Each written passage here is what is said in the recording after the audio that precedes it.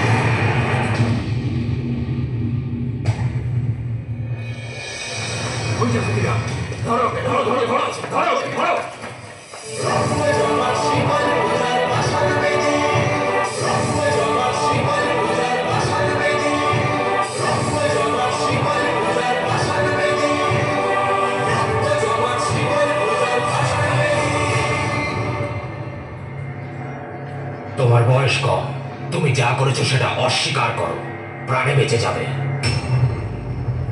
না, আমার বিরুদ্ধে যে অভিযোগ, আমি তা অস্বীকার করব না। Order order. ক্ষুদিরাম বসুকে মৃত্যুদণ্ডে দণ্ডিত করা।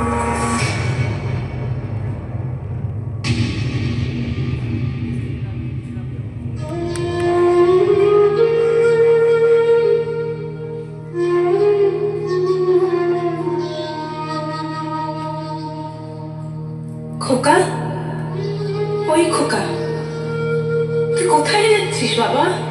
কোথায় যাচ্ছিস আমাকে ছেড়ে? তুই কি আর ফিরবি না?